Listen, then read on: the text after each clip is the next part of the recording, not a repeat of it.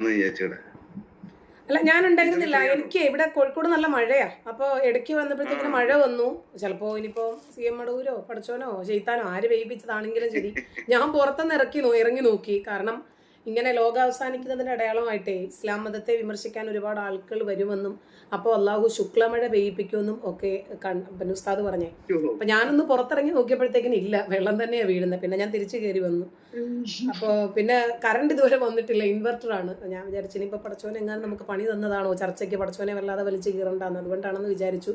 അപ്പൊ ഞാൻ വിചാരിച്ചു കീറാവുന്നിടത്തോളം കീറാൻ, ശരി എന്നാ തുടരാം ചർച്ച. നമ്മൾ ഗഹനീയമായി ചില വിഷയങ്ങളെ സംബന്ധിച്ചിട്ട് സംസാരിച്ചുകൊണ്ടിരിക്കുന്നതിനിടയ്ക്കാണ് എനിക്ക് പോകേണ്ടി വന്നത്. പിന്നീട് ആ ചർച്ച കണ്ടിന്യൂ ചെയ്തു എന്നറിയില്ല. ഒക്ടോബർ 7-നെ സംബന്ധിച്ചിട്ടുള്ള ചർച്ചയായിരുന്നു. ഒക്ടോബർ 7 ഒരു ഭീകരാക്രമണം ഹമാസ് ഭീകരവാദികൾ പ്ലാൻ ചെയ്തു. അവരത് ഇസ്രായേലിൽ നടപ്പിലാക്കി. അതിൻ്റെ ഓർമ്മയെന്ന വണ്ണം 2025 ഇവിടെ ഈ കേരളത്തിൽ ഒക്ടോബർ 7 ഒരു ഹിജാബിന് വേണ്ടി ഒരു ചെറിയ പെൺകുട്ടിയെ ഇറക്കി. ഒക്ടോബർ 7 തന്നെ ഒരു ക്രിസ്ത്യൻ മാനേജ്മെന്റ് സ്ഥാപനത്തിൽ ഹിജാബ് വേണമെന്നും പറഞ്ഞൊരു പ്രശ്നം ഉണ്ടാക്കുന്നു. അപ്പോൾ നമുക്കെതിരെ വന്ന ഒരു ചോദ്യവും നമ്മൾ ചർച്ച ചെയ്തതും ഒക്ടോബർ 7 സൂചന എന്ന വണ്ണം, ഒരു ഓർമ്മപ്പെടുത്തൽ എന്ന വണ്ണം, അതല്ലെങ്കിൽ ഒരു ഭയപ്പെടുത്തൽ എന്ന വണ്ണം ഇനിയും ഇതുപോലെയുള്ള സ്മാരക സംഭവങ്ങൾ ഉണ്ടാകുമോ എന്നതിനെ സംബന്ധിച്ചാണ് നമ്മൾ ചർച്ച ചെയ്തത്. പിന്നീട് എന്താണ് നിങ്ങൾ സംസാരിച്ചത് എന്ന് എനിക്കറിയില്ല. ആ വിഷയം തന്നെ നമുക്ക് കണ്ടിന്യൂ ചെയ്യാം.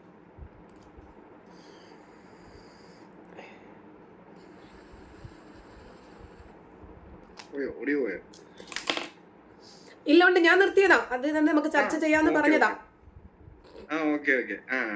ജാമിദ ടീച്ചറെ, ജസ്റ്റ് ഇതിനിടയ്ക്ക് ഒരു ജാമിദ ടീച്ചർ പോയിന്റ് പറഞ്ഞുകൊണ്ട് ഒന്ന് ചോദിക്കുക. അതൊരു ഇൻട്രസ്റ്റിംഗ് സാധനം ആയതുകൊണ്ട്. അതായത് ഇസ്ലാം മുന്നോട്ട് വെക്കുന്ന 4 കാര്യങ്ങളോ 5 കാര്യങ്ങളോ എന്തോ ജാമിദ ടീച്ചർ പറഞ്ഞില്ലേ, എന്താ വേണ്ടേന്നുള്ളത്. അതായത് സൗന്ദര്യം, അങ്ങനെ എന്തൊക്കെയോ.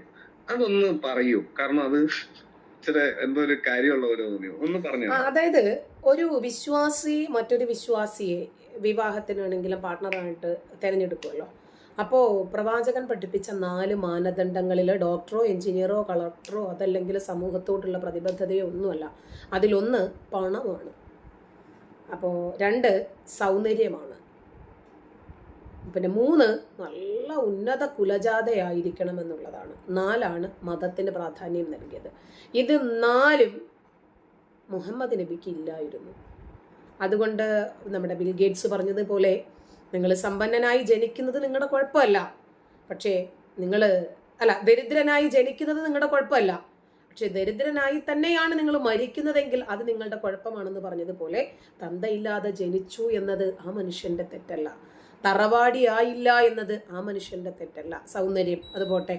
പിന്നെ മതം തലയ്ക്ക് പിടിച്ച് ജനിച്ചു എന്നത് ആ മനുഷ്യന്റെ തെറ്റല്ല. പക്ഷേ നമ്മൾ ഇന്നത്തെ കാലഘട്ടത്തിൽ ഈ വിഷയം ചർച്ച ചെയ്യാൻ കാരണവും എല്ലാ കാലഘട്ടത്തിലും ഈ വിഷയം കാലിക പ്രസക്തി ഉള്ളതാകാൻ കാരണവും ഗോവിന്ദച്ചാമി ചെയ്തു പോയി, ഹിറ്റ്ലർ ചെയ്തു പോയി, ബണ്ടി ചോറ് ചെയ്തു പോയി, പിന്നെ കഷായം ഗ്രീഷ്മ ചെയ്തു പോയി.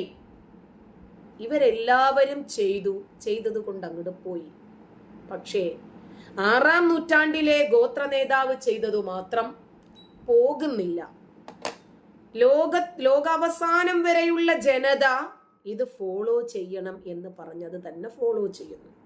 അതുകൊണ്ടാണ് നമ്മൾ ഈ വിഷയം ഇവിടെ കലുഷിതമായി, നമ്മളെന്നല്ല ഇനി നമുക്ക് ശേഷം വരുന്ന ഒരു ജനറേഷനും അതിനുശേഷം വരുന്ന ജനറേഷനും ലോകാവസാനം വരെയുള്ള മാതൃകയാണ് ഈ നേതാവ് എന്ന് പറയുന്നിടത്തോളം കാലം ഈ മനോഹരനെ സംബന്ധിച്ചും ഈ മനോഹരന്റെ പുറത്തു പറയാൻ പറ്റാത്ത, ഒരു കാലഘട്ടത്തിൽ ഇംപ്ലിമെന്റ് ചെയ്യാൻ പറ്റാത്ത ലീലാവിലാസങ്ങളൊക്കെ ഇങ്ങനെ വിമർശനങ്ങൾക്ക് വിധേയമായിക്കൊണ്ടേയിരിക്കും.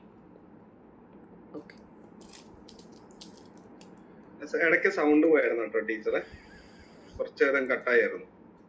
ആണോ? എന്തൊക്കെയോ ആരൊക്കെയോ ഒപ്പിക്കലുണ്ടപ്പ, എന്തെന്ന് ആൾക്കറിയാം.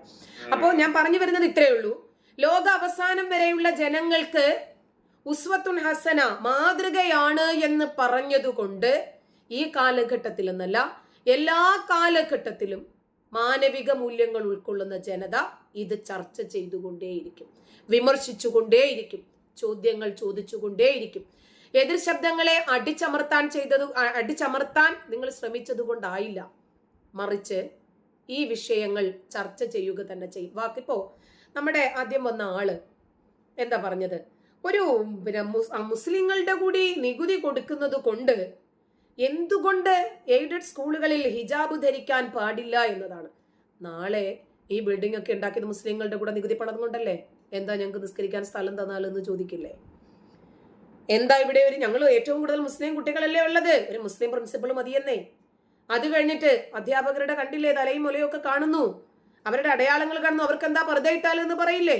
ഈ അധ്യാപികയുടെ മുഖം കാണുമ്പോൾ എനിക്ക് ഉദ്ധാരണം ഉണ്ടാകുന്നു എന്നൊരു 8ാം ക്ലാസ്സുകാരൻ പരാതി പറഞ്ഞു വന്നാൽ അവരും ഹിജാബ് ധരിക്കേണ്ടി വരും. ഇങ്ങനെ പടിപടിയായിട്ട് ഇവരുടെ മതനിയമങ്ങൾ ഓരോ പൊതുസ്ഥാപനങ്ങളിലും എക്സ്പെഷ്യലി വിദ്യ അഭ്യസിക്കാനുള്ള സാംസ്കാരിക മൂല്യങ്ങൾ കുത്തി നിറച്ച് കുട്ടികളെ പുതിയ തലമുറയ്ക്ക് വേണ്ടി വാർത്തെടുക്കുന്നിടത്ത് പോലും ഇവർ ഈ രൂപത്തിൽ മതം കൊണ്ടുവരുമ്പോൾ നമുക്കത് ഉൾക്കൊള്ളാൻ ബുദ്ധിമുട്ടാണ്.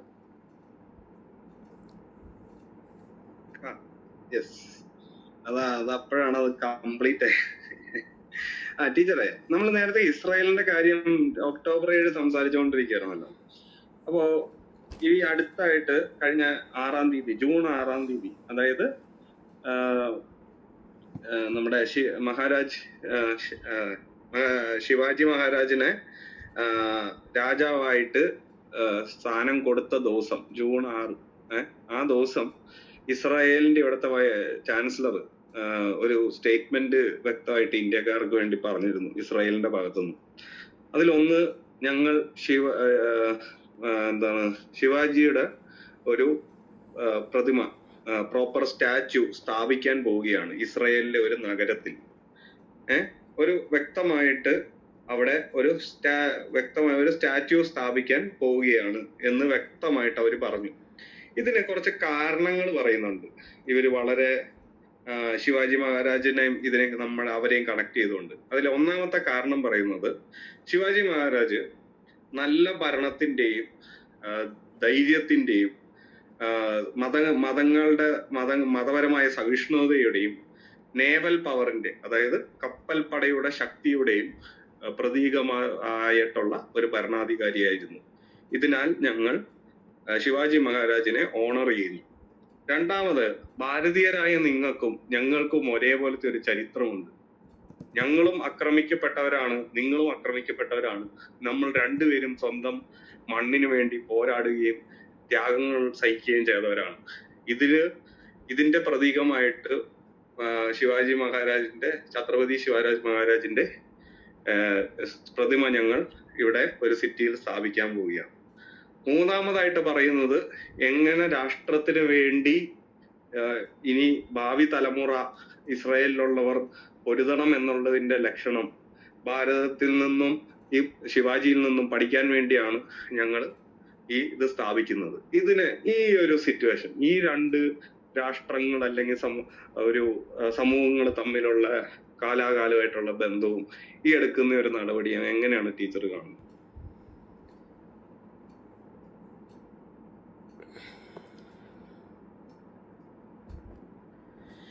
ഇസ്രയേലും ഇന്ത്യയും തമ്മിലുള്ള ബന്ധം നമ്മൾ കഴിഞ്ഞ ദിവസം ഏറ്റവും കൂടുതൽ ചർച്ച ചെയ്ത വിഷയമാണിത്. ഇന്ത്യയും ഇസ്രയേലും ഇസ്ലാമിക ഭീകരവാദികളാൽ എത്ര കൂടുതൽ ഭീകരാക്രമണങ്ങൾക്ക് വിധേയമായിട്ടുണ്ടെന്ന് നമുക്കറിയാം.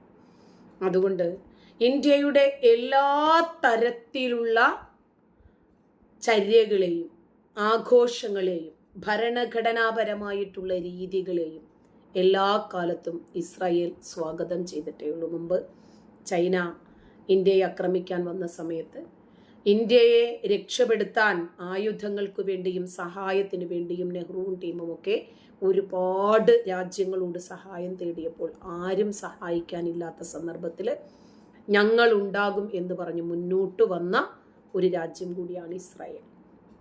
അതുകൊണ്ട് ഇസ്രായേൽ എപ്പോഴും ഇന്ത്യ എന്തൊന്നിനെയാണോ ആദരിക്കുന്നത് അതിനെ ആദരിക്കും, ഏതാണോ ആഘോഷിക്കുന്നത് അതിനെ ആഘോഷിക്കും. പ്രധാനമായിട്ടും നമ്മൾ പരസ്പരം, ഇപ്പോൾ നിങ്ങൾ ഒരു പക്ഷേ മതവിശ്വാസിയായേക്കാം, ഞാൻ മതവിശ്വാസിയല്ല, നമ്മൾ തമ്മിൽ ഒരുമിക്കുന്ന യോജിക്കുന്ന ചില ഘടകങ്ങളുണ്ട്.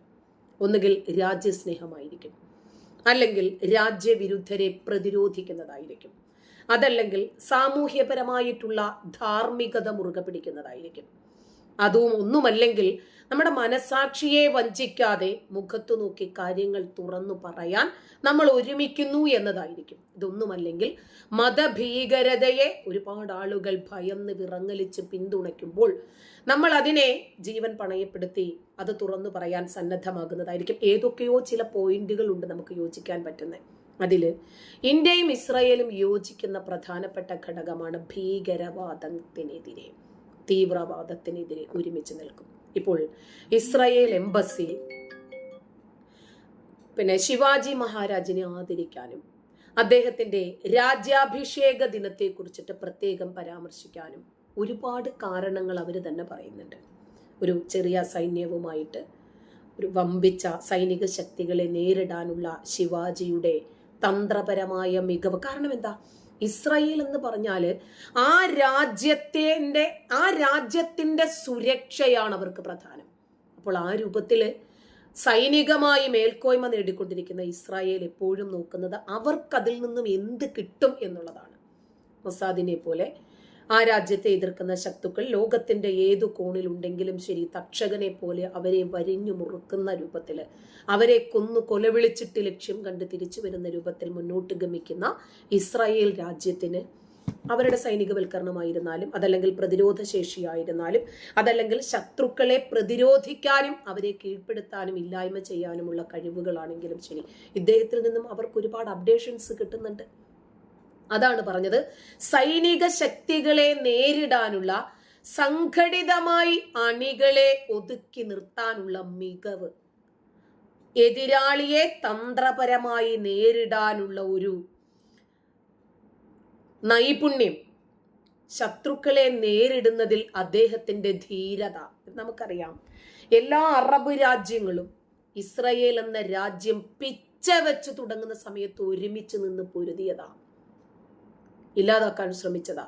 ഇസ്രായേലിനൊന്നും നഷ്ടപ്പെടാനുണ്ടായിരുന്നില്ല ആ ഭൂമിയല്ലാതെ. അതുകൊണ്ട് ആ ഭൂമിക്ക് വേണ്ടിയിട്ട് അവർ സമരം ചെയ്തു, യുദ്ധം ചെയ്തു. സായുധ വിപ്ലവമെങ്കിൽ അങ്ങനെ ഞങ്ങൾ എല്ലാവരും മരിച്ചു തീരാതെ ഇതിൽ നിന്നും പിന്തിരിയില്ല എന്ന് പറഞ്ഞു ഉറച്ചു നിന്ന്. അപ്പോൾ അവരെ സംബന്ധിച്ചിടത്തോളം ഇദ്ദേഹത്തിൽ കുറച്ച് മോട്ടിവേഷൻസ് കാണുന്നുണ്ട്. ലോകം മുഴുവനുമുള്ള ചരിത്രകാരന്മാർ എന്തുകൊണ്ടാണ് ശിവാജിയെ വിലമതിക്കുന്നത്, അത് ലോകത്തിന് മുമ്പിൽ ഒന്നുകൂടി അവരൊന്ന് തുറന്നു വെച്ചു. അദ്ദേഹത്തിന്റെ നേതൃപാടവം ഇസ്രായേൽ പോലെയുള്ള രാജ്യങ്ങൾക്കേറെ പ്രചോദനമാണ് എന്ന് പറയണമെങ്കിൽ മുറ്റത്തെ മുല്ലയ്ക്ക് മണമില്ലെന്ന് പറയുന്നത് പോലെ നമ്മൾ പോലും ഒരുപക്ഷെ കേരളമായിരുന്നാലും ഇന്ത്യ മഹാരാജ്യത്തിലെ ഏറെ സംസ്ഥാനങ്ങളിലായിരുന്നാലും അവരാരും ഇതുവരെ ചിന്തിക്കാത്ത ഒരു വിഷയവും, എന്നാൽ ചിന്തിച്ചിട്ട് മറന്നുപോയ ഒരു വിഷയവും പൊടി തട്ടി ലോകത്തിന് കാണിച്ചു കൊടുക്കുകയാണ് ഇസ്രായേൽ.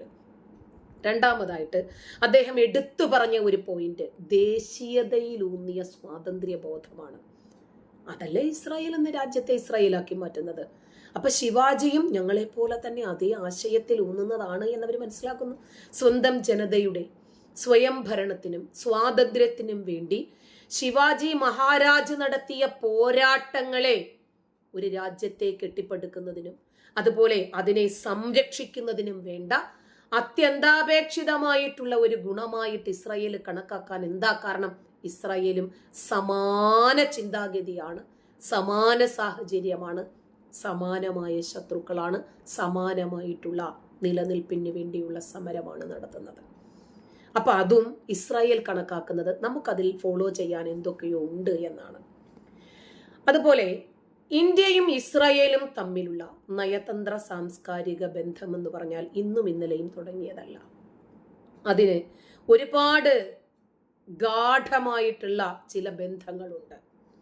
ഇന്ത്യയുടെ ചരിത്രത്തിലെയും അതുപോലെ സംസ്കാരത്തിലെയും ഒക്കെ മഹത്തായിട്ടുള്ള വ്യക്തിത്വങ്ങളെ ആദരിക്കുന്നതിലൂടെ ഈ സൗഹൃദം കൂടുതൽ കൂടുതൽ ശക്തമാക്കാനും പരസ്പര ബഹുമാനം പ്രകടിപ്പിക്കാനും എന്തുകൊണ്ടാണ് ഇന്ത്യയുമായിട്ട് നമ്മൾ സഹവർത്തിത്വത്തിൽ കഴിയുന്നത് എന്ന് ഇസ്രായേലിലുള്ള മുഴുവൻ മനുഷ്യർക്കും മനസ്സിലാക്കി കൊടുക്കാനും എന്തുകൊണ്ടാണ് ഇസ്രായേലിനെ ഇന്ത്യ ഏത് സാഹചര്യത്തിലും അടുക്കി പിടിക്കുന്നത് എന്ന് ഇന്ത്യക്കാർക്ക് മനസ്സിലാക്കാനും ഈ പ്രസ്താവനയും അവരുടെ ഈ ഉദ്യമവും സഹായകരമാണ്. തന്നെയുമല്ല, നയതന്ത്രപരമായത് അപ്പുറം ഒരു ഔദ്യോഗിക ബന്ധവും കൂടിയുണ്ട് ഇന്ത്യക്ക് ഇസ്രായേലുമായിട്ട്. ഇത്തരം ഇടപെടലുകളിലൂടെ അങ്ങോട്ട് പോകുന്നു, ഇങ്ങോട്ട് വരുന്നു, അവരുടെ പ്രതിനിധികൾ പരസ്പരം സംസാരിക്കുന്നു. രണ്ട് രാജ്യങ്ങൾ തമ്മിൽ യുദ്ധമുണ്ടാകുമ്പോൾ ഇന്ത്യ മീഡിയേറ്റർ ആയിട്ട് വരുന്നു.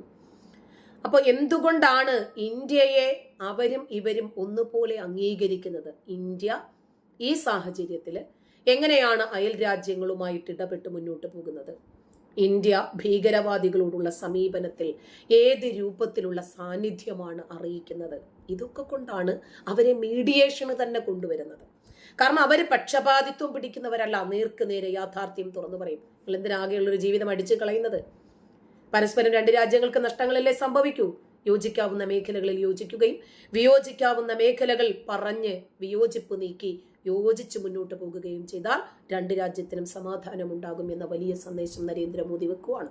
റഷ്യ ഉക്രൈൻ യുദ്ധത്തിലും അതുപോലെ ഇസ്രായേൽ ഇറാൻ പ്രശ്നത്തിലും ഒക്കെ മുന്നോട്ട് വെച്ചത് അതാ. അപ്പോൾ ഇന്ത്യയിലെ ജനങ്ങളുമായിട്ട് ഇത്തരം ഇസ്രായേലിന്റെ സമീപനങ്ങൾ കൂടുതൽ അടുക്കാൻ സാധിക്കുന്നു. ഇപ്പോ നമ്മുടെ ഇന്ത്യൻ ദേശീയ പതാക കക്കൂസിലിട്ട് ചവിട്ടുന്ന പാകിസ്ഥാനോട് നമുക്ക് യോജിക്കാൻ പറ്റുമോ? ഇസ്രായേലിന്റെ ദേശീയ പതാക ഇറാനിലിട്ട് ചവിട്ടി തെളിക്കുന്ന ആളുകളുമായിട്ട് ആ രാജ്യത്തിന് യോജിക്കാൻ പറ്റുമോ? അതാണ്. അപ്പോൾ നമ്മുടെ സുഹൃത്തുക്കളൊക്കെ ഉണ്ടാവും നമുക്ക്. നമ്മുടെ ഉമ്മായെയും അവർ ഉമ്മ എന്ന് വിളിക്കും, നമുക്കതൊരു സന്തോഷമാണ്. എൻ്റെ മക്കളുടെയൊക്കെ കൂട്ടുകാർ എന്നെ ഉമ്മച്ചി എന്നാ വിളിക്കുക. അപ്പൊ അതാണ് നമ്മുടെ രാജ്യം ആദരിക്കുന്ന വ്യക്തിത്വങ്ങളെ ആദരിക്കാൻ, നമ്മുടെ രാജ്യത്തിന്റെ സുരക്ഷിതത്വത്തിന് വേണ്ടി പൊരുതി ധീര രക്തസാക്ഷികളായിട്ടുള്ള ആളുകളെ സ്മരിക്കാൻ നമ്മുടെ സുഹൃത്ത് എന്ന രൂപത്തിൽ ഇസ്രായേൽ മുൻപന്തിയിൽ നിൽക്കുന്നു. ഇന്ത്യൻ ചരിത്രത്തെയും സംസ്കാരത്തെയും ഞങ്ങൾ ബഹുമാനിക്കുന്നു എന്ന സന്ദേശം ലോകത്തിന് അവർ നൽകുന്നു. മറ്റൊന്നാണ്, പ്രതിരോധ തന്ത്രങ്ങളിൽ പരസ്പരം സാമ്യതകൾ ഉണ്ടാകുന്നു. ഇപ്പൊ മൊസാദ് പോലെ തന്നെ ലോകോത്തര ചാര സംഘടനയായിട്ട് റോ വളരുവാണ്. പഹൽഗാം ഭീകരാക്രമണം നടത്തിയ 4 പേര്, ഈ 4 പേരെയും ഇത്ര ദിവസങ്ങൾക്കകം ഞങ്ങൾ അവരെ തീർത്തിരിക്കുമെന്ന് പറഞ്ഞ് പ്രതിജ്ഞ എടുത്തിട്ടാണ് ഇന്ത്യൻ ആർമി ഇറങ്ങിത്തിരിക്കുന്നത്. തീർത്തിരുന്നു. അപ്പം മൊസാദിന്റെയും അതുപോലെ അമേരിക്കയുടെ CIA ഒക്കെ പൊരുത്തപ്പെടുന്ന രൂപത്തിൽ, അഥവാ ഇതൊക്കെ കിടപിടിക്കുന്ന രൂപത്തിലേക്ക് ഇന്ത്യൻ ചാരസംഘടനയും ഇന്ത്യൻ ആർമിയും ഇന്ത്യയുടെ സൈനിക മേധാവിത്വവും വളരുന്നു. അതുകൊണ്ടാണ്. അതല്ലാതെ ഇപ്പൊ നമ്മള് മിഡിലായിട്ടുള്ള സാമ്പത്തിക ശേഷിയുള്ള ആളുകൾ അവരൊരിക്കലും താഴേക്കുള്ളവരോടും സൗഹൃദം സ്ഥാപിക്കത്തില്ല, മുകളിലോട്ടുള്ളവരോടും സൗഹൃദം സ്ഥാപിക്കത്തില്ല. സമ്പന്നൻ സമ്പന്നനോടേ കൂട്ടുകൂടൂ എന്നതുപോലെ ദരിദ്രന് മാത്രമേ ദരിദ്രന്റെ വേദനയോ അറിയാനും പറ്റുള്ളൂ. അതുപോലെ മികവിലേക്ക് കുതിച്ചുകൊണ്ടിരിക്കുന്ന ഒരു രാജ്യത്തെ ഒപ്പം കൂട്ടാൻ ഏതൊരു രാജ്യവും ശ്രമിക്കും. ഇപ്പോൾ ഇസ്രായേൽ ഒരു ജൂതരാജ്യമാണ്. എന്തുകൊണ്ടാണ് ഇസ്ലാമിക രാജ്യങ്ങളൊക്കെ ഈ ജൂതരാജ്യത്തോട് ഇപ്പൊ സൗഹൃദം സ്ഥാപിക്കുന്നത്? ഇത് ടെക്നോളജിയിൽ വികസിച്ചുകൊണ്ടിരിക്കുന്ന ഒരു രാജ്യമാണ്. ഇസ്രായേലിനോട് മുഖം തിരിഞ്ഞു നിന്നിട്ട് നമുക്ക് ഒരു കോപ്പം ഉണ്ടാക്കാൻ പറ്റത്തില്ല എന്ന് അറബ് രാജ്യങ്ങൾക്കൊക്കെ മനസ്സിലായതുകൊണ്ടാണ്. അപ്പോ ശിവാജി മഹാരാജ് നിർമ്മിച്ച കോട്ടകള്, നമ്മൾ പറയാറില്ലേ വൃക്ഷം കണ്ട് ഫലത്തെ വിലയിരുത്താമെന്ന്. അദ്ദേഹം വികസിപ്പിച്ചെടുത്ത നാവികസേന, ഇന്ത്യൻ നാവികസേനയുടെ പിതാവ് എന്ന് വിശേഷിപ്പിക്കപ്പെട്ട ആളാ അദ്ദേഹം. അപ്പൊ സൈനിക തന്ത്രങ്ങളിലെ വിപ്ലവകരമായിട്ടുള്ള മാറ്റങ്ങളെ ഇസ്രായേൽ ഉൾക്കൊള്ളുന്നു. അപ്പൊ എത്രമാത്രം അവര് നമ്മുടെ രാജ്യത്തിന്റെ പൈതൃകത്തെയും സൈനികവൽക്കരണത്തെയും കുറിച്ച് മനസ്സിലാക്കിയിരിക്കുന്നു. ചരിത്രത്തില് വളരെ പ്രാധാന്യമുള്ള ഈ രാജ്യത്തിന്റെ നേട്ടങ്ങളെ സംബന്ധിച്ച് ലോകത്തെ മിലിറ്ററി തന്ത്രജ്ഞന്മാർ പോലും ഇന്ത്യയെ ഉദാഹരണമാക്കി എടുത്തു പറയണമെങ്കിൽ ഈ ശിവാജി മഹാരാജിനെ പോലെയുള്ള ആളുകൾ വരച്ചിട്ട അടയാളങ്ങൾ ഒരിക്കലും ചരിത്രത്തിൽ വിസ്മരിക്കാൻ സാധിക്കാത്തതാണ്. ഒരു ഭരണാധികാരി എന്ന നിലയിൽ അദ്ദേഹത്തിന്റെ ദീർഘവീക്ഷണവും രാജ്യത്തിനു വേണ്ടി സ്വയം സമർപ്പിക്കാൻ തയ്യാറായി രാജ്യസ്നേഹം എന്താണ് എന്ന് വരും ജനതയെ പഠിപ്പിക്കുന്നതിന് വേണ്ടി രാജ്യത്തെ എങ്ങനെ സ്നേഹിക്കണം എന്ന് പഠിപ്പിച്ച സൈനിക മികവും തന്നെയാണ് ഇസ്രായേലിനെ പോലെ നയതന്ത്ര സൈനിക വൽക്കരണത്തില് പ്രതിരോധത്തിലൊക്കെ മുൻപന്തിയിൽ നിൽക്കുന്ന ഒരു രാജ്യം അദ്ദേഹത്തെ ആദരിക്കുന്നതിന്റെ പ്രധാന കാരണമായിട്ട് ഞാൻ മനസ്സിലാക്കുന്നത്. ഇനി എന്തെങ്കിലും നിങ്ങൾക്ക് വ്യത്യസ്തമായിട്ടുള്ള അഭിപ്രായങ്ങൾ ഉണ്ടെങ്കിൽ പറയാം, തിരുത്താം. ടീച്ചറെ, ഇപ്പൊ ടീച്ചർ ഇതിന്റെ പറഞ്ഞൊരു കാര്യം, ദേശീയത അഥവാ രാഷ്ട്രവാദം, അത് ജൂതന്മാര് അതിനെ വിളിക്കുന്ന സയോണിസം എന്നാണ്. ഒരു ജൂതരാഷ്ട്രം, അവരുടെ ഇസ്രായേലും അവരുടെ അതുമായിട്ടുള്ള മണ്ണും അതിന്റെ മനുഷ്യരും. നമ്മൾ അതിനെ വിളിക്കുന്നത് ഹിന്ദു എന്നാണ്. നമ്മുടെ രാഷ്ട്രം, അല്ലെങ്കിൽ ഭാരതം എന്നാണ്, അല്ലെങ്കിൽ ഇന്ത്യ എന്നാണ്. അത് ഈ രാഷ്ട്രവാദം എന്ന് പറയുന്ന ഇത് കോൺസെപ്റ്റ് അല്ലെങ്കിൽ ഐഡിയോളജി അത് ലോകമെമ്പാടും എതിർക്കപ്പെടുന്ന ഒരു കാലം ഉണ്ടായിരുന്നു. അതിൽ കൊടികുത്തി അതിനെ നയിച്ചവരാണ് യൂറോപ്യൻ രാജ്യങ്ങൾ.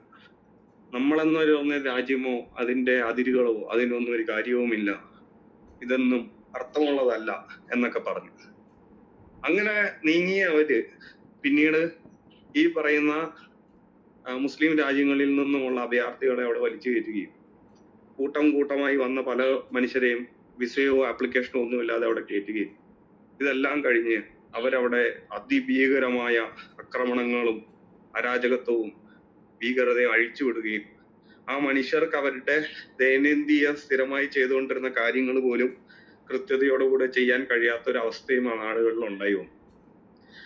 അങ്ങനെ ഉണ്ടായി വന്നു കഴിഞ്ഞപ്പോൾ ഇപ്പോൾ കഴിഞ്ഞ ആഴ്ചയൊക്കെ ആയിട്ട് അവസാനം ജർമ്മനിയിലും UK-യിലും ഒക്കെ സായിപ്പന്മാർ വെറുതെ അല്ല, ആയുധം തന്നെ കയ്യിലെടുത്തുകൊണ്ട് പുറത്തിറങ്ങി ദേശീയതയും രാഷ്ട്രവാദവും ഒക്കെ പറഞ്ഞു തുടങ്ങിയിരിക്കുകയാണ്.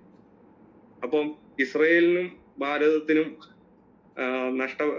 എന്താ പറയുക, ഇസ്രായേലിന് ഒരു കാലത്ത് നഷ്ടപ്പെട്ടിട്ട് വീണ്ടും കിട്ടിയ രാഷ്ട്രവാദവും നമ്മൾ 10,000-കണക്കിന് കൊല്ലങ്ങളായി നിലനിർത്തിക്കൊണ്ടിരിക്കുന്ന രാഷ്ട്രവാദവും ഇപ്പോൾ ലോകം മുഴുവൻ രാഷ്ട്രവാദത്തെ തള്ളിയവരടക്കം ദേശീയതയിലേക്ക് തിരിച്ചു വന്നുകൊണ്ട് ആയുധമെടുത്ത് ഈ മുസ്ലിം അധിനിവേശത്തിനെ ചെറുക്കാൻ തുടങ്ങുകയും ചെയ്യുന്ന ഈ സിറ്റുവേഷൻ, ഇസ്ലാമിക അധിനിവേശത്തിനെ ചെറുക്കാൻ ശ്രമിക്കുന്ന ഈ അവസ്ഥയും ഇതിന് ഇപ്പോ ടീച്ചർ ഈ ഒരു സിറ്റുവേഷൻ എങ്ങനെയാണ് കാണുന്നത്? ഇത് വലിയൊരു വിഷയമാണ്. നമ്മളിത് ഒന്നോ രണ്ടോ വാക്കുകളിൽ ഒന്നും കൊണ്ട് ചർച്ച ചെയ്താൽ തീരത്തില്ല. ഇപ്പോൾ യൂറോപ്യൻ രാജ്യങ്ങളൊക്കെ അഭയാർത്ഥികളായിട്ട് ഇവർക്ക് അഭയം നൽകിയതാ. അതിൻ്റെ പേരിൽ അവർ കൊടുക്കേണ്ടി വന്ന വില വളരെ വലുതായിരുന്നു. സ്വന്തം രാജ്യത്തു പോലും അവർക്ക് അവരുടെ നിയമങ്ങൾ പാലിച്ചുകൊണ്ട് ജീവിക്കാൻ പറ്റാത്ത ഒരു സാഹചര്യമുണ്ടായി. അപ്പോൾ അതെന്തുകൊണ്ടാണ് എന്നവർ മനസ്സിലാക്കി. അഭയാർത്ഥികളായിട്ട് ആദ്യമായിട്ട് അവർ മനസ്സിലാക്കിയത് ഇതാണ്: ഇസ്ലാമിക രാജ്യങ്ങളിൽ നിന്നാണ് ഏറ്റവും കൂടുതൽ അഭയാർത്ഥികളാക്കപ്പെടുന്നത്. എന്തുകൊണ്ടാണ് അവർ ഇസ്ലാമിക രാജ്യങ്ങളിലേക്ക് പോകാത്തത്? എന്തിനാണ് അവർ യൂറോപ്യൻ രാജ്യങ്ങളിൽ തന്നെ തിരഞ്ഞെടുക്കുന്നത്? കാരണം ഇസ്ലാമിക രാജ്യങ്ങളൊന്നും അഭയാർത്ഥികളെ ഉൾക്കൊള്ളുന്നില്ല. അപ്പോൾ ഇസ്രായേലിനെ സംബന്ധിച്ചിടത്തോളം ഇസ്രായേലിനറിയാം ഇവരുണ്ടാക്കുന്ന ഭവിഷ്യത്തുകൾ, ഇവരുണ്ടാക്കുന്ന പ്രശ്നങ്ങൾ എത്രമാത്രം മാരകമാണെന്ന് ഇന്ത്യക്കും അറിയാം. പക്ഷേ അറിയാത്ത ഒരുപാട് രാജ്യങ്ങളുണ്ട്. അവരൊക്കെ ഇവരെ വലിച്ചു കയറ്റി അവർ തെരുവിൽ നിസ്കരിക്കാൻ തുടങ്ങി. ആയുധങ്ങളുമായിട്ട് തെരുവിലിറങ്ങിയിട്ട് അവരുടേതായിട്ട് മതപരമായിട്ടുള്ള സമരങ്ങൾ ചെയ്യാൻ തുടങ്ങി. മതവൽക്കരണം എന്തിനേറെ പറയുന്നു, ഒരു ബീച്ചിൽ പോലും അവർക്ക് സ്വസ്ഥമായിട്ടൊരു പാർക്കിൽ പോലും അവർക്ക് ഇഷ്ടപ്പെട്ട, അവർക്ക് മനസ്സിനിണങ്ങിയ വസ്ത്രം ധരിച്ചിട്ട് ചെന്ന് കയറാൻ പറ്റാത്ത ഒരു സാഹചര്യം ഉണ്ടായി. അങ്ങനെ വന്നപ്പോൾ ഈ യൂറോപ്യൻ രാജ്യങ്ങളെല്ലാം ഇവരെ ചവിട്ടി പുറത്താക്കാൻ തീരുമാനിക്കുകയാണ്. കാരണം രക്ഷയില്ല, നമ്മുടെ രാജ്യത്തിന്റെ പൈതൃകം ഇവർ നശിപ്പിക്കുകയാണ്. അതുകൊണ്ട് നമുക്ക് പിടിച്ചു നിൽക്കണമെങ്കിൽ ഇവരെ തുരത്തിയേ പറ്റൂ എന്നവർ മനസ്സിലാക്കി.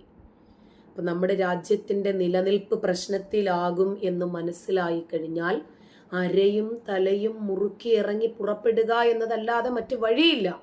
അങ്ങനെ യൂറോപ്യൻ രാജ്യങ്ങൾ മുഴുവനും ഇവർക്കെതിരെ രംഗത്ത് വരാൻ കാരണമായി. കാരണം ഇവരെവിടെ ചെന്നാലും ശരി അവരുടെ മതനിയമങ്ങൾ പ്രാവർത്തികമാക്കാനാണ് ശ്രമിക്കുന്നത്. ഇപ്പോൾ നമ്മൾ ഈ പറഞ്ഞത് വെച്ച് നോക്കുമ്പോൾ യുദ്ധവും റിയൽ പൊളിറ്റിക്സും ഒന്ന് ചിന്തിച്ചു നോക്കുക.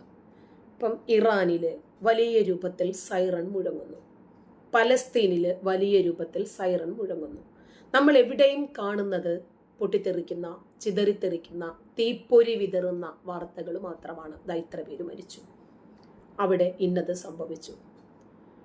ഇപ്പോൾ ഇത് എന്തുകൊണ്ടാണ് ഇവിടെയൊക്കെ ഇതൊക്കെ സംഭവിക്കുന്നത്? എത്രയോ മനുഷ്യന്മാരുടെ ജീവൻ, എത്രയോ ആളുകൾ അഭയാർത്ഥികളാക്കപ്പെടുന്നു.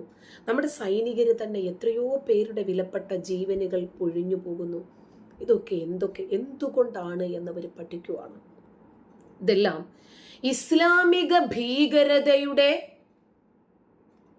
റിസൾട്ടാണ് എന്നവർ മനസ്സിലാക്കിയപ്പോൾ അവരെ പ്രതിരോധിക്കാൻ, അവരെ എതിർക്കാൻ, അവരെ ഇല്ലാതാക്കാൻ ഇവരിറങ്ങി പുറപ്പെടുവാണ്. ഇപ്പം ജൂൺ 6 UN എന്തുകൊണ്ടാണ് റഷ്യൻ ഭാഷാ ദിനം ആചരിക്കുന്നത് എന്ന് നോക്കിയാൽ മതി. ഇതുപോലെ നമുക്കിതിനെ സംബന്ധിച്ചിട്ട് എന്തെങ്കിലുമൊക്കെ ഡേറ്റാസ് കളക്ട് ചെയ്താൽ നമുക്ക് യൂറോപ്യൻ രാജ്യങ്ങളുടെ നവോത്ഥാനം എവിടെയാണ് നിലച്ചു പോയത് എന്ന് നമുക്ക് മനസ്സിലാക്കാൻ പറ്റും. അതുകൊണ്ട് ഇസ്ലാമിക ഭീകരത ലോക രാജ്യങ്ങളെ മുഴുവനും വരിഞ്ഞു മുറുക്കുമ്പോൾ അവർ ചിന്തിക്കുവാണ്, എന്തുകൊണ്ടാണ് ഇസ്ലാമിക രാജ്യങ്ങൾ മാത്രം പുരോഗമിക്കാത്തത്? അവരുടെ ഭീകരത കാരണം അവരൊരു നവോത്ഥാനത്തിൻ്റെയും പങ്കാളികളാകുന്നില്ല. അവർക്ക് ആ രാജ്യത്തിൻ്റെ വികസനവും ആ രാജ്യത്തെ ആളുകളുടെ നിലനിൽപ്പും അതല്ലെങ്കിൽ അവരുടെ സുരക്ഷിതത്വവും ആ രാജ്യത്തിൻ്റെ ഡെവലപ്മെൻറ്റും എന്നതിനേക്കാളൊക്കെ ഉപരിയായിട്ട് 6-ാം നൂറ്റാണ്ടിലെ ഒരു ഗോത്ര മതവും ആ ഗോത്ര നിയമവുമാണ് അവർക്ക് ഏറ്റവും പ്രധാനപ്പെട്ട ചര്യയായിട്ട് മാറുന്നത്. അതിനെ സംരക്ഷിക്കുക. എൻ്റെ പ്രവാചകൻ എന്തു പറഞ്ഞു അതിനെ ഫോളോ ചെയ്യുക. അതിനിടയിൽ രാജ്യമോ ഭരണഘടനയോ സുരക്ഷിതത്വമോ ഒന്നും അവർക്കൊരു പ്രശ്നമായി വരുന്നതേയില്ല. അതുകൊണ്ടാണ് ഇവരെ പ്രതിരോധിക്കാൻ ഒരിക്കൽ ഇവർക്ക് അഭയം നൽകിയത് ഞങ്ങൾക്ക് തെറ്റിപ്പോയി എന്ന് പറഞ്ഞ് യൂറോപ്യൻ രാജ്യങ്ങളും മറ്റെല്ലാ രാജ്യങ്ങളും മുന്നോട്ട് വരാനുള്ള കാരണം തന്നെ അതാണെന്നാണ് ഞാൻ മനസ്സിലാക്കുന്നത്. അതെ, ഈ നമ്മളൊരു കാലഘട്ടം ഉണ്ടായിരുന്നു, അതായത് സാംസ്കാരികമായിട്ടുള്ള എല്ലാത്തിനെയും തള്ളിയിട്ട് രാഷ്ട്രപരമായിട്ടുള്ള എല്ലാത്തിനെയും തള്ളുന്നത് രക്ഷപ്പെടാനുള്ള ഒരു വഴിയും മാർഗവുമായിട്ട് കണ്ട്. ഇന്ന് നമ്മൾ കാണുന്നത് എന്താന്ന് വെച്ച് കഴിഞ്ഞാൽ ഈ പറഞ്ഞ പോലെ തന്നെ സ്വന്തം ജനത്തിനും സംസ്കാരത്തിനും രാഷ്ട്രത്തിനും വേണ്ടി പ്രവർത്തിക്കുന്ന നേതാക്കൾ. ഇപ്പം നരേന്ദ്രമോദി ഇന്ന് ജൂൺ 10 ഇന്ത്യയിലെ ഏറ്റവും ലോങ്സ്റ്റ് സെർവിങ് പ്രൈം മിനിസ്റ്റർ ആയിരിക്കുകയാണ്. നെഹ്റുവിനെ കവച്ചു വെച്ച് ഇന്ത്യയിലെ ഏറ്റവും നീണ്ടകാലം തെരഞ്ഞെടുക്കപ്പെട്ട പ്രധാനമന്ത്രിയായി അധികാരത്തിലിരുന്ന വ്യക്തിയായി മാറിയിരിക്കുകയാണ്. അപ്പോൾ അങ്ങനെ ഏത് നേതാവും രാഷ്ട്രീയമാണോ ആ ദേശത്തിന്റെയും ജനത്തിന്റെയും സംസ്കാരത്തിന്റെ കൂടെ നിൽക്കുന്നത്, അതാണ് വളരുന്നത്. അപ്പൊ ഇന്ന് നമ്മളിങ്ങനെ ഒത്തിരി കാലം ബ്രിട്ടീഷ് അടിമത്തത്തിലായിരുന്നു. പിന്നീട് ഇവിടെ നടന്ന മൗലാന അബ്ദുൽ കലാം ആസാദിനെ പോലെയുള്ളവരെ കൊണ്ട് നമ്മുടെ എഡ്യൂക്കേഷൻ അടക്കം നശിപ്പിച്ച് കോൺഗ്രസ് നടത്തിയ ആധിപത്യം ഉണ്ടായിരുന്നു. ഇത് കഴിഞ്ഞ് നമ്മളിപ്പോ ഒരു സമൂഹമായിട്ട് സാംസ്കാരികമായിട്ട് രാഷ്ട്രം എന്നുള്ള സ്ഥലയിൽ വീണ്ടും ശ്വസിച്ചു തുടങ്ങിയിരിക്കുകയാണ് ഫ്രീ ആയിട്ട്. ഈ അവസ്ഥയിൽ നമ്മള് മോദി അങ്ങനെ ഏറ്റവും കാലം ഭരണത്തിൽ നിന്ന നേതാവായി നിന്നു. നമുക്കിന്ന് ഇസ്ലാമിക ഇങ്ങനത്തെ അധിനിവേശ രീതികളെ തുറന്നെതിർക്കാനുള്ള ഒരു സന്ദർഭമുണ്ട്. ഇന്ന് ജാമിദ ടീച്ചർ തന്നെ ഇപ്പൊ ശ്രദ്ധിക്കുന്നുണ്ടാവും, പലരും തെറ്റുകളൊക്കെ പറഞ്ഞു തുടങ്ങി. അവര് തന്നെ ഗതികേട് കൊണ്ടാണെങ്കിലും കാര്യം മനസ്സിലായത് കൊണ്ടാണെങ്കിലും കാര്യങ്ങൾ പറഞ്ഞു തുടങ്ങിയിട്ടുണ്ട്. ഈ ഒരു വന്ന വ്യത്യാസത്തിനെ ടീച്ചർ എങ്ങനെ വിലയിരുത്തുന്നു?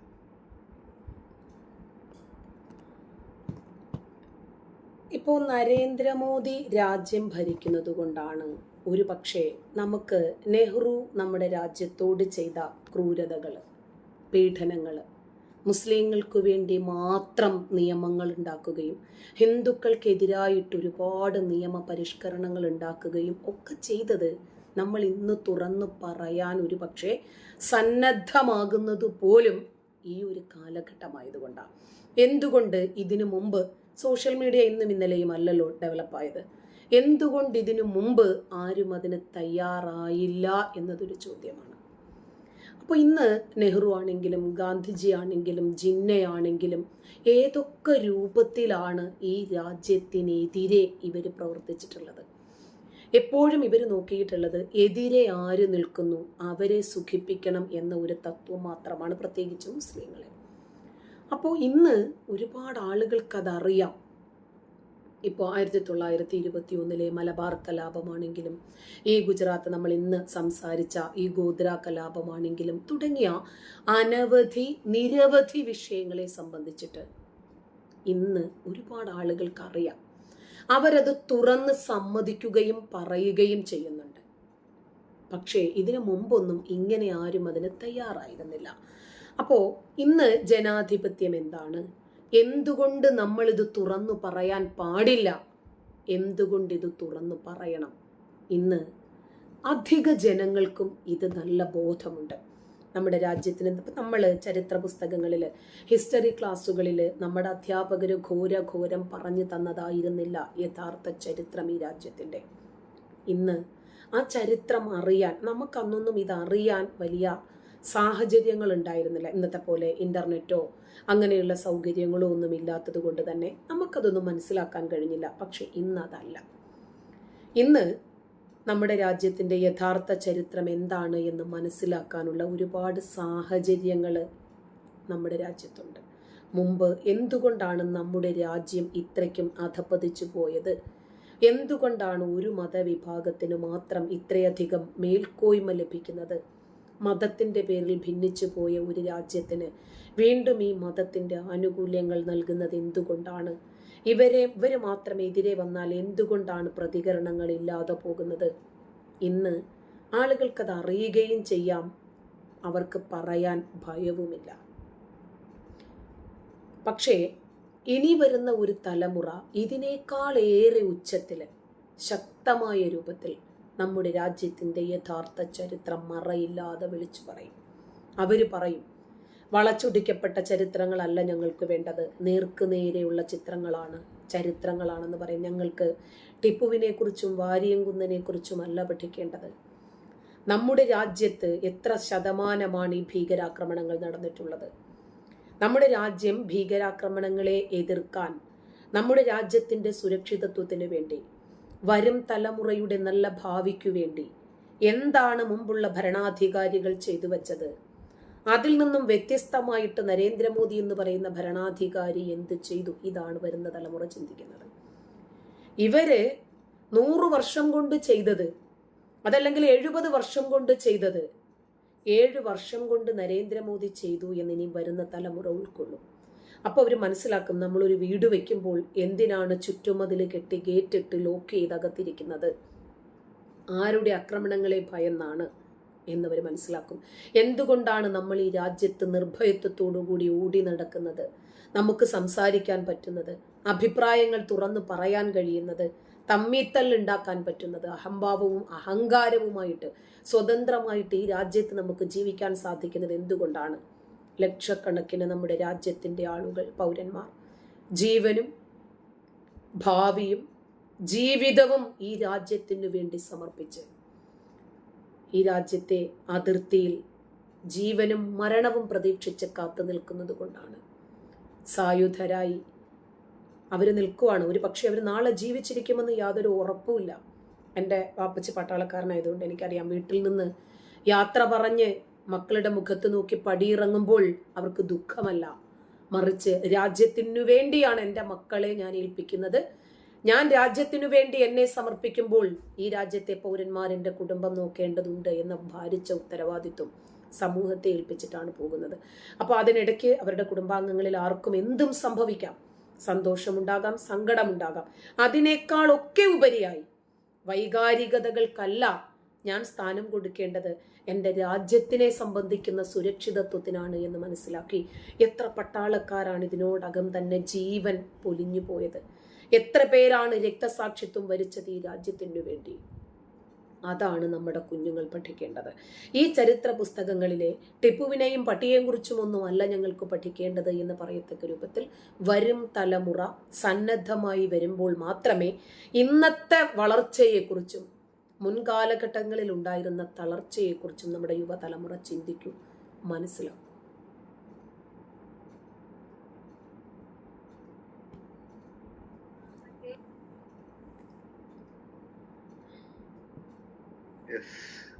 ടീച്ചറെ, അപ്പൊ ഇത് ഈ യുദ്ധത്തിന്റെ അവസ്ഥ ഇതൊക്കെ പറഞ്ഞുകൊണ്ടും കൂടെ അടുത്തത് നമുക്ക് അറിയാൻ ആഗ്രഹം, ഇപ്പോ വീണ്ടും യുദ്ധം തുടങ്ങിയിരിക്കുകയാണ്. അമേരിക്ക പറഞ്ഞിട്ട് പോലും കേൾക്കാതെ ഇസ്രായേൽ കൊടുക്കേണ്ട അടുത്ത് സ്ട്രാറ്റജിക് ആയിട്ട് അതിന്റെ എണ്ണപ്പാടം, ന്യൂക്ലിയർ ഇത് സെറ്റ് എല്ലാത്തിനും കൃത്യമായിട്ട് കൊടുത്തുകൊണ്ടിരിക്കുകയാണ്. ഈ യുദ്ധം കാരണം നമ്മളെല്ലാരും, ലോകത്തിലുള്ള എല്ലാ രാജ്യങ്ങളും കഷ്ടപ്പെടും. കുറച്ചൊക്കെ എന്നാൽ ഇതുകൊണ്ട് നല്ലൊരു കാര്യത്തിനായിട്ടുള്ള യുദ്ധമായിട്ടാണ് പല രാജ്യങ്ങളും ഇതിനെ കാണുന്നത്. ഈവൻ ഗൾഫ് നാടുകളിൽ വരെ കാര്യങ്ങൾ ഡിഫിക്കൽട്ട് ആവാൻ പോവുകയാണെന്നുള്ളതാണ്. അപ്പോൾ ഈ യുദ്ധമായതുകൊണ്ട് തന്നെ പലർക്കും ഇതിലൊരു അങ്കലാപ്പുണ്ട്. ഇതൊക്കെ വേണോ? ഇത് ഇസ്രായേൽ ഒന്ന് മടങ്ങി കൊടുക്കുമല്ലേ ഇതിന് നല്ലത് എന്നൊക്കെ നാട്ടിൽ വരുന്നുണ്ട്. ടീച്ചർ അത് എങ്ങനെ പറയും അതിനെപ്പറ്റി? അത് നമ്മളൊന്ന് സംസാരിക്കേണ്ടുന്ന വിഷയം തന്നെയാണ്. കാരണം ഇറാനും ഇസ്രയേലും തമ്മിലുള്ള യുദ്ധം, ഇപ്പം യുദ്ധത്തിൻ്റെ 1-ാം ദിവസം തന്നെ വലിയ രൂപത്തിൽ ഒരു റിസൾട്ട് ഉണ്ടാക്കിയെടുക്കാൻ ഇസ്രായേൽ എന്ന രാജ്യത്തിന് സാധിക്കുവാണ്. അതായത് 1970 ഒരു അട്ടിമറിയിലൂടെ ഇറാന്റെ ഭരണത്തിലേക്ക് കയറിയ ആയത്തുള്ള അലി ഖുമേനിയെ ഇല്ലാതാക്കണമെന്ന് പറഞ്ഞ്, ഞങ്ങൾക്ക് ഇവരുടെ ഭരണം കൊണ്ട് പൊറുതിമുട്ടിയിരിക്കുന്നു വയ്യ എന്ന് പറഞ്ഞ് ഒരു രാജ്യത്തിൻ്റെ ജനവിഭാഗം മുഴുവനും ഇറങ്ങിത്തിരിക്കുവാണ്. അമേരിക്കയോട് സഹായം ചോദിക്കുന്നു, ഇസ്രായേലിനോട് സഹായം ചോദിക്കുന്നു. ഞങ്ങൾക്ക് തന്നെ ഈ രാജ്യത്ത് ജീവിക്കാൻ സാധിക്കുന്നില്ല. നോക്കണം, നമ്മൾ പറയാറുണ്ട് വേലി തന്നെ വിളവ് തിന്നുക എന്ന ഒരു സമീപനം. അതുപോലെ ഈ രാജ്യത്തിൻ്റെ സുരക്ഷ ആരുടെ കരങ്ങളിലാണോ അവര് തന്നെയാണ് ആ രാജ്യത്തെ പൗരന്മാരെ നിർദ്ദയം കൊന്നൊടുക്കുന്നത്. പിന്നെ അവർക്ക് ആരാണ് വേറെ അഭയം കൊടുക്കുന്നത്? പക്ഷേ ഈ ആയത്തുള്ള അലി ഖുമേനി ഇസ്രായേലിൻ്റെ ആദ്യ യുദ്ധത്തിൻ്റെ ആദ്യ ദിവസം തന്നെ തീർന്നു. അവനും അവൻ്റെ ഭാര്യയും അവൻ്റെ മകൻ ഇപ്പോഴും കോമയിലാണ്. അവൻ്റെ മകൻ്റെ ഭാര്യ, ചെറുകുട്ടികൾ, അവൻ്റെ കൂടെ ഉണ്ടായിരുന്ന 46ഓളം സായുധ സന്നദ്ധരായി നിന്ന IRGCയുടെ തീവ്രവാദികൾ, ഇവരെല്ലാവരും ഒറ്റയടിക്ക് തീർന്നു. പക്ഷേ നമ്മുടെ കേരളത്തിൽ നോക്ക്, ആയത്തുള്ള അലി ഖുമേനിക്കു വേണ്ടി കണ്ണീരൊഴുക്കാൻ ആളുകളുണ്ട്. പക്ഷേ ആ സമയത്ത് ഇറാനിലൊരു ജനത സന്തോഷത്തോടുകൂടി അവരാനന്ദ നൃത്തം ചവിട്ടി പട്ടാപ്പകല് നോമ്പ് തുറന്ന് ലഡ്ഡു വിതരണം ചെയ്ത് പാട്ടുപാടി കളറൊക്കെ വാരി എറിഞ്ഞ് ആഘോഷിക്കുവാണ്. കാരണം ഇനിയെങ്കിലും ഞങ്ങൾക്ക് സമാധാനത്തോടുകൂടി ഒന്ന് ജീവിക്കാമല്ലോ എന്നവർ വിചാരിക്കുവാണ്. ഇറാനെ സംബന്ധിച്ചിടത്തോളം അവർക്കവിടെ ജാതിയോ മതമോ അല്ല അവരുടെ പ്രശ്നം. ഇറാനിലെ ഏതാണ്ട് 90% ആളുകളും നിരീശ്വരവാദികളാണ് എന്നാണ് ഹ്യൂമൻ റൈറ്റ്സ് വാച്ചിൻ്റെ റിപ്പോർട്ടിലുള്ളത്. അപ്പോൾ ഇറാൻ ഇസ്രായേൽ പോലെയുള്ള സംഘർഷങ്ങൾ അന്താരാഷ്ട്ര തലത്തിൽ തന്നെ ചർച്ചയാകാൻ കാരണം ഇതിനകത്തും മതം ഒരു ഫാക്ടറായി വരുന്നത് കൊണ്ടാണ്. ഇപ്പോൾ പലപ്പോഴും മതപരമായോ രാഷ്ട്രീയപരമായിട്ടോ ഉള്ള തർക്കങ്ങളിൽ നമ്മൾ അതിനകത്ത് അഭിപ്രായം പറയേണ്ടതില്ല എന്ന് ചിന്തിച്ച് പലരും മാറി നിൽക്കുന്നത്, എതിരെ വരുന്നത് താടിയും തലപ്പാവുമുള്ള മതമായതുകൊണ്ടാണ്. ഇപ്പോൾ ഇത് വെറും മതം ഇതിൻ്റെ വലിയ ഒരു ഫാക്ടറാണ്. അതല്ലാതെ ഭൂമിക്ക് വേണ്ടിയിട്ടുള്ള ജിയോ പൊളിറ്റിക്കൽ നിലപാടുകളാണ് എന്നൊക്കെ ഇവർ പറയും. ശരിക്കും അതല്ല യാഥാർത്ഥ്യമെന്ന് അറിയുന്നവർക്കറിയാം. ഓരോ രാജ്യത്തിൻ്റെയും നയങ്ങളും സുരക്ഷാ താല്പര്യങ്ങളും വ്യത്യസ്തമാണ് എന്നറിയാത്തവരല്ല ഇവരാരും. അപ്പോൾ ഓരോ രാജ്യവും അവിടെ സ്വീകരിക്കുന്ന ശൈലിയും ആ രാജ്യത്ത് നടപ്പിലാക്കുന്ന നിയമങ്ങളും ഒക്കെ കരുതിയിട്ടാണ് ആ രാജ്യം ഏത് രൂപത്തിലാണ് പുരോഗതി പ്രാപിക്കുന്നത് എന്ന് മനസ്സിലാക്കുന്നത്. ഇപ്പോൾ എല്ലാവരും ഒരു വിഷയത്തോട് ഒരേ രൂപത്തിൽ തന്നെ പ്രതികരിക്കണമെന്നൊന്നും നമ്മൾ ആരും പറയുന്നില്ല. എല്ലാവർക്കും വ്യത്യസ്തമായിട്ടുള്ള കാഴ്ചപ്പാടുകൾ ഉണ്ടാകും. പക്ഷേ ഇറാൻ ജനത മുഴുവനും ആയത്തുള്ള അലി ഖുമേനി എന്ന് പറയുന്ന നരനാറി ചത്തപ്പോൾ ആഘോഷിച്ചു. പക്ഷെ അവനു വേണ്ടി മയ്യത്ത് നമസ്കരിച്ച് പ്രാർത്ഥിച്ച കേരള ഹമാസിനെ കുറിച്ചിട്ടാണ് നമ്മൾ ചർച്ച ചെയ്യേണ്ടത്. കേരളത്തിൻ്റെ പൊതുസമൂഹത്തിൽ വിവിധ രാഷ്ട്രീയ സാമൂഹിക വിഷയങ്ങളിൽ വ്യത്യസ്തമായിട്ടുള്ള പ്രതിഷേധങ്ങളും അഭിപ്രായ പ്രകടനങ്ങളും ഒക്കെ ഉണ്ടാകാറുണ്ട്. അത് തന്നെയാണ് ഈ ജനാധിപത്യത്തിൻ്റെ സൗന്ദര്യം. ഇസ്രായേൽ പലസ്തീൻ വിഷയവുമായി ബന്ധപ്പെട്ട് കേരളത്തിൽ നടന്ന പ്രതിഷേധങ്ങൾ നോക്കുമ്പോൾ പലസ്തീൻ ജനതയോട് ഐക്യദാർഢ്യം പ്രഖ്യാപിക്കുകയായിരുന്നില്ല, മറിച്ച് ഹമാസ് എന്ന് പറയുന്ന തീവ്രവാദ സംഘടനയോടായിരുന്നു കേരളം ആഭിമുഖ്യം പ്രകടിപ്പിച്ചത്. അതുകൊണ്ടാണ് 14ഓളം ഇസ്ലാമിക രാജ്യങ്ങൾ ഭീകരനാണ് എന്ന് വിലയിരുത്തി ട്രാവൽ ബാൻ ചെയ്ത ഖാലിദ് മിഷേൽ എന്ന് പറയുന്ന ഭീകരനെ കേരളത്തിൽ കൊണ്ടുവരാൻ ഒരു വിഭാഗം ആളുകൾ തത്രപ്പാടിലാണ് എന്ന് പറയുമ്പോൾ ആ ഭീകരതയെ എത്രമാത്രം നെഞ്ചിലേറ്റുന്നുണ്ട് കേരളം എന്ന് നമ്മൾ മനസ്സിലാക്കുകയാണ്. പലസ്തീൻ വിഷയത്തില് ലോകം മുഴുവനും പലസ്തീന്റെ കൂടെ തന്നെയാണ്, അവിടുത്തെ ജനതയ്ക്കൊപ്പം തന്നെയാണ്. ഗാസയിലെ ജനതയാണെങ്കിലും ഖാൻ യൂണിസിലെ ജനതയാണെങ്കിലും അവർക്ക് സമാധാനം ഉണ്ടാകണമെന്ന് തന്നെയാണ് എല്ലാവരുടെയും ആഗ്രഹം. പക്ഷേ ഹമാസ് എന്ന് പറയുന്ന ഭീകര സംഘടനയെ താലോലിക്കുന്നത് കൊണ്ട് മാത്രമേ, അവരെ വളർത്തിക്കൊണ്ടുവരുന്നത് കൊണ്ട് മാത്രമേ ഇവരോട് ലോകരാജ്യങ്ങൾക്ക് എതിർപ്പുള്ളൂ. അപ്പോ ഇവിടെ പലസ്തീൻ ഐക്യദാർഢ്യം നോക്കുമ്പോഴാണ് എന്തുകൊണ്ടാണ് ഇറാൻ അറബ് രാജ്യങ്ങളെ ആക്രമിക്കുമ്പോൾ പോലും ഇറാനെതിരെ ഇവർ ശബ്ദമുയർത്താത്തത് എന്ന് നമുക്ക് മനസ്സിലാകത്തുള്ളൂ. കേരളത്തിൽ നടന്ന പ്രതിഷേധങ്ങളിൽ വലിയ വിഭാഗം ജനങ്ങളും, പ്രത്യേകിച്ച് രാഷ്ട്രീയ പ്രവർത്തകരും സാംസ്കാരിക പ്രവർത്തകരും മതനേതാക്കന്മാരും ഒക്കെ പലസ്തീൻ ജനതയ്ക്ക് നേരെയുള്ള ആക്രമണങ്ങളിൽ പ്രതിഷേധിച്ചുകൊണ്ട് രംഗത്ത് വന്നു. ഇത് മതപരമായ ഒരു കാഴ്ചപ്പാടിലൂടെയാണ് അവരതിനെ കണ്ടത്. കാരണം നൈജീരിയയിൽ കൊല ചെയ്യപ്പെടുന്ന കുഞ്ഞുങ്ങൾക്ക് പേരില്ലാതെ പറഞ്ഞ് കരയാൻ ഇവിടെ ആരുമില്ല. ഇസ്രായേലിൽ 1400 പേരെ കൊന്നപ്പോൾ അവർക്ക് പേരില്ല. അവര് നാളത്തെ സയന്റിസ്റ്റ് ആകത്തില്ലേ? അവർ നാളത്തെ ടെക്നീഷ്യൻ ആകത്തില്ലേ? അവര് നാളത്തെ വലിയ സൈബർ ഹാക്കേഴ്സ് ഒക്കെ ആയി മാറത്തില്ലേ? എന്തെല്ലാം ടെക്നോളജികൾ അവർക്ക് വികസിപ്പിച്ചെടുക്കാൻ കഴിയും ലോക നന്മയ്ക്ക് വേണ്ടി. അവരൊക്കെ മരിച്ചപ്പോൾ ഇവിടെ ആർക്കും കരയണ്ട കൊല്ലപ്പെട്ടപ്പോൾ. മറിച്ച് പലസ്തീനിലെ തീവ്രവാദികളും തീവ്രവാദി കുഞ്ഞുങ്ങളും കൊല ചെയ്യപ്പെട്ടപ്പോൾ ഇവിടെ അവരുടെ പേര് പറഞ്ഞ് കരയാൻ ആളുണ്ട്. നൈജീരിയയിൽ തൊലി കറുത്ത് പോയത് കൊണ്ട് അവർക്ക് വേണ്ടി കരയാൻ ആളില്ല. ബംഗ്ലാദേശിൽ കൊല ചെയ്യപ്പെടുന്ന ഹിന്ദുക്കൾക്ക് വേണ്ടി ഇവിടെ കരയാൻ ആളില്ല. കുർദികളും യസീദികളുമാകുന്ന ലക്ഷക്കണക്കിന് ആളുകളെ സിറിയക്കാര് ഐസിസുകാര് കൊന്നൊടുക്കുമ്പോൾ ഇവിടെ ആർക്കും വിഷമമില്ല. ഇവിടെ ജനാധിപത്യപരമായിട്ടുള്ള അഭിപ്രായ സ്വാതന്ത്ര്യം ഉപയോഗിച്ച് ഏതു വിഷയങ്ങളിലും നമുക്ക് പ്രതിഷേധിക്കാം, തെരുവിലിറങ്ങാം, ഹർത്താലുകൾ നടത്താം, മാർച്ചുകൾ നടത്താം. പക്ഷേ ഇത്തരം അഭിപ്രായ പ്രകടനങ്ങളുടെ ലക്ഷ്യം, അതിൽ പങ്കെടുക്കുന്നവരുടെ രാഷ്ട്രീയം, അതിൽ ഇവര് പറയുന്ന തീവ്രവാദത്തെ പരിപോഷിപ്പിക്കുന്ന ആശയങ്ങൾ, തീവ്രവാദികളെ പ്രോത്സാഹിപ്പിക്കുന്ന രൂപത്തിലുള്ള എൻകറേജുകൾ, ഇതൊക്കെ നമുക്ക് ബുദ്ധിമുട്ടാണ്. സാമൂഹികമായിട്ടുള്ള വൈവിധ്യങ്ങളും രാഷ്ട്രീയ കാരണങ്ങളും ഇതൊക്കെ പരിഗണിച്ചിട്ട് തന്നെയാണ് പറയുന്നത്. ഇവിടെ ഈ ഇസ്രായേലും പലസ്തീനും വരുമ്പോഴും ഇറാനും ഇസ്രായേലും വരുമ്പോഴും എതിരെ നിൽക്കുന്നത് ജൂതന്മാരാണ്. വളരെ വൈകാരികവും സങ്കീർണവുമാണ് ഇവരുടെ അഭിപ്രായങ്ങൾ. പലപ്പോഴും ജൂതവിരോധം അഥവാ യഹൂദ വിരുദ്ധതയാണ് ഇവരുടെ മുഖമുദ്ര, അന്യമത വിരോധം. അപ്പൊ ഈ സംഘർഷങ്ങളെ ആഗോള രാഷ്ട്രീയത്തിന്റെ മനുഷ്യാവകാശത്തിന്റെ ഒക്കെ അടിസ്ഥാനത്തിൽ മാത്രം കാണുന്ന ആളുകളുണ്ട്. ഇസ്രായേൽ സർക്കാരിന്റെ നയങ്ങളും നടപടികളെയും മാത്രം എടുത്തു വിമർശിക്കുന്ന ആളുകളുണ്ട്.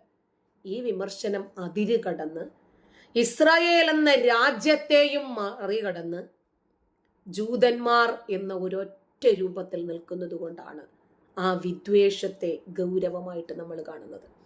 പലസ്തീൻ വിഷയത്തിലുള്ള ഐക്യദാർഢ്യം ലോകം മുഴുവനുമുള്ള ഇസ്ലാമിക രാജ്യങ്ങളിലും ഒക്കെ ശക്തമാണ്. അതിനൊന്നും നമ്മളൊന്നും പറയുന്നില്ല. നമ്മളും ശക്തിയുക്തം പലസ്തീൻ ജനതയ്ക്ക് വേണ്ടി തന്നെയാണ് നിൽക്കുന്നത്. പക്ഷേ കേരളത്തിലെ ചില സംഘടനകളും ആളുകളും ഇതിനെ മതപരമായ ഐക്യദാർഢ്യത്തിന്റെ ഭാഗമായി കാണുന്നത് കൊണ്ടാണ് നമ്മൾ അതിനെ എതിർക്കുന്നത്.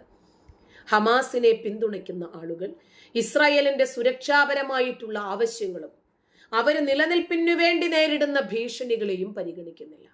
അങ്ങനെ പക്ഷപാതപരമായിട്ടുള്ള ഒരു സമീപനമാണ് അവർ സ്വീകരിക്കുന്നത്. ഇത് 6-ാം നൂറ്റാണ്ടിന്റെ ഗോത്ര ഗ്രന്ഥത്തിൽ നിന്നും വന്ന വഴിയാണ്. അതായത് ഇസ്രായേലിലെ ജൂതന്മാരോടുള്ള വിരോധം. അപ്പൊ ഇത് വലിയ ഒരു സംഘർഷത്തെ പോലെ തന്നെ ഇതിലും ആഴത്തിലുള്ള ചരിത്രപരമായിട്ടുള്ള കാരണങ്ങളും രാഷ്ട്രീയപരമായിട്ടുള്ള കാരണങ്ങളും ഒക്കെ ഉണ്ടാകാം. അപ്പൊ 6-ാം നൂറ്റാണ്ടിലെ ഗോത്ര കിതാബിലെ അന്യമത വിരോധമാണ് ഇവിടത്തെ പ്രധാനപ്പെട്ട കാരണം. എതിരെ ജൂതൻ വന്നാൽ മാത്രമേ ഇവർക്ക് പ്രതികരിക്കാൻ പറ്റൂ. നൈജീരിയയിൽ കൊല ചെയ്യുന്നത് ആരാ? ബൊക്കോ ഹറാം, അവര് മുറിയന്മാരാണ്. ബംഗ്ലാദേശില് ജമാഅത്തെ ഇസ്ലാമി, സിറിയയില് ഐസിസ്. അപ്പൊ ഇവിടെയൊന്നും അവർക്ക് എതിർക്കാൻ പ്രത്യേകിച്ച് കാരണങ്ങളില്ല, ആളുമില്ല. അപ്പോൾ സങ്കീർണമായിട്ടുള്ള ലോക രാഷ്ട്രീയ സംഭവങ്ങളെ ആളുകൾ എങ്ങനെ നോക്കിക്കാണുന്നു എന്നത് അവരുടെ രാഷ്ട്രീയ ബോധവും മതപരമായിട്ടുള്ള കാഴ്ചപ്പാടും, അതല്ലെങ്കിൽ മാധ്യമങ്ങളിൽ നിന്ന് ലഭിക്കുന്ന വിവരങ്ങൾ, ഏതു മാധ്യമങ്ങളിൽ നിന്നാണ് ഇവർക്ക് ഈ വിവരം ലഭിക്കുന്നത് എന്നതിനെ ആശ്രയിച്ചിരിക്കും. ഞാൻ ഒരു കാര്യം കൂടി പറയാം. ഇപ്പോ ഗാസയ്ക്ക് വേണ്ടി കരഞ്ഞ ആളുകൾ ഒക്ടോബർ 7 1400 പേരെ കൊന്നപ്പോൾ ഇസ്രായേലിലെ 1400 പേർക്ക് ഇസ്രായേലിലെ 1400 പേരെ ഹമാസുകാർ കൊന്നപ്പോൾ ഇവർ കരഞ്ഞോ?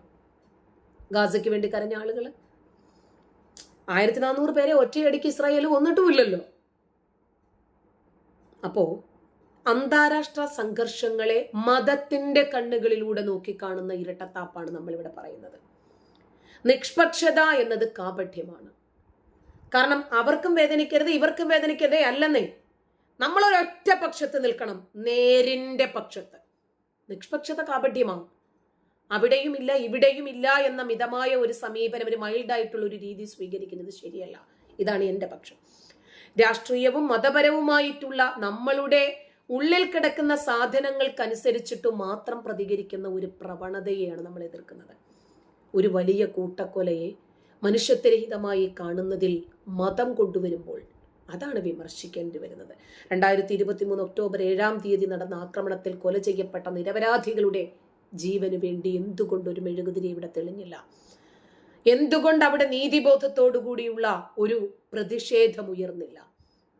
മാധ്യമങ്ങൾ വാർത്തകൾ നൽകുന്ന രീതി നമ്മൾ കണ്ടു. സോഷ്യൽ മീഡിയയിലെ ട്രെൻഡുകളിൽ നിൽക്കുന്ന വാർത്തകളുടെ രീതികൾ നമ്മൾ കണ്ടു. ചില രാഷ്ട്രീയ പാർട്ടികളുടെ നിലപാടുകൾ നമ്മൾ കണ്ടു. സാധാരണക്കാരുടെ പ്രതികരണങ്ങൾ കണ്ടു. പക്ഷേ ഗാസയിലെ മരണങ്ങൾ മാത്രം വലിയ രൂപത്തിൽ പ്രചരിപ്പിക്കപ്പെടുമ്പോൾ ഒക്ടോബർ 7 സംഭവങ്ങൾ എന്തുകൊണ്ട് അവഗണിക്കുന്നു? അവിടെയാണ് ഗോദ്രയും വിഷയമാകുന്നത്. ഗുജറാത്ത് കലാപം മാത്രം എടുത്ത് പറയുമ്പോൾ എന്തുകൊണ്ട് ഗോദ്ര പറയുന്നില്ല? അപ്പൊ യഥാർത്ഥത്തിൽ മനുഷ്യത്വത്തിന്റെ അളവുകോലും മതമായിരിക്കരുത്, രാഷ്ട്രീയമായിരിക്കരുത്. ഇസ്രായേൽ കൊല്ലപ്പെട്ടാലും ഗാസയിൽ കൊല്ലപ്പെട്ടാലും നിരപരാധികളായിട്ടുള്ള മനുഷ്യന്മാരുടെ ജീവന് തുല്യ പ്രാധാന്യം നൽകാൻ നമുക്ക് കഴിയണം. പക്ഷം പിടിക്കുന്നതും മാനുഷികമായിട്ടുള്ള ഒരൊറ്റ നിലപാടിൽ നിൽക്കുന്നതും രണ്ടും രണ്ടാണ്. ഇപ്പൊ ഒരു വിഭാഗത്തിന്റെ വേദനയെ മറ്റേ വിഭാഗത്തിന്റെ വേദനയേക്കാൾ വലുതായോ ചെറുതായോ കാണുന്നത് സാമൂഹികമായിട്ടുള്ള ധ്രുവീകരണത്തിന് ഉപകരിക്കും. ഏതക്രമമായിരുന്നാലും ഏത് യുദ്ധമായിരുന്നാലും ഇരകളോടൊപ്പം നിൽക്കാൻ നമുക്ക് കഴിയണം. ഇവിടെ ഒരു പക്ഷം ഒരു പറ്റം ആളുകൾക്ക് അതിന് സാധിക്കാതെ പോകുന്നു. ഇപ്പൊ ഇറാൻ അറബ് രാജ്യങ്ങളെ ആക്രമിക്കുന്നു. എന്തേ? അന്നരാജ്യങ്ങളല്ലേ അതൊക്കെ? അന്നം തരുന്ന അറബ് രാജ്യങ്ങളെയൊക്കെ ഇറാൻ ആക്രമിക്കുമ്പോൾ ഇറാനെതിരെ ഒരു അക്ഷരം പോലും മിണ്ടാൻ ഇവർക്ക് പറ്റുന്നില്ല. ഇനിയും UAE ഇരുന്ന് സൗദി അറേബ്യയിലൊക്കെ ഇരുന്ന് ഇറാനെ പിന്തുണച്ചതിന്റെ പേരിൽ ഇന്നും ജയിലിൽ കഴിയുന്ന മലയാളികൾ അടക്കമുള്ള അനേകം ആളുകളുണ്ട്. ഞാനൊരു 10-35 പേരുടെ ഫോട്ടോയും അവരുടെ വാർത്തകളും പേരും ഒക്കെ പുറത്തു വിട്ടിട്ടുണ്ടായിരുന്നു. പക്ഷേ ഇന്ത്യയിൽ അങ്ങനെയുമല്ല. ഇന്ത്യ മഹാരാജ്യം ഇസ്രായേൽ എന്ന രാജ്യത്തിന് ഐക്യദാർഢ്യം പ്രഖ്യാപിച്ചപ്പോൾ ഇന്ത്യക്കകത്തിരുന്നിട്ട് ഇസ്രായേലിനെതിരെ പലസ്തീനു വേണ്ടിയും ഗാസയ്ക്കു വേണ്ടിയും ഹമാസിനു വേണ്ടിയും കരഞ്ഞ ആളുകളാണ് നമ്മുടെ നാട്ടിൽ അധികവുമുള്ളത്. ഇങ്ങനെ വരുമ്പോഴാണ് നമ്മൾ ആ ഇരട്ടത്താപ്പിനെ തുറന്നു കാണിക്കുന്നത്. ഇറാൻ എന്ന രാജ്യത്തിന്റെ മതമാണ് ഇവരുടെ പ്രശ്നമെങ്കിൽ മറ്റതും അറബ് രാജ്യങ്ങളല്ലേ? ആ സമയത്ത് ഇവർക്ക് വരുന്നത് ഷിയ സുന്നി വിഭാഗീയതയാണ്. ഈ ഇരട്ടത്താപ്പ് നമ്മൾ തുറന്നു കാണിക്കുകയാണ് ചെയ്യുന്നത്.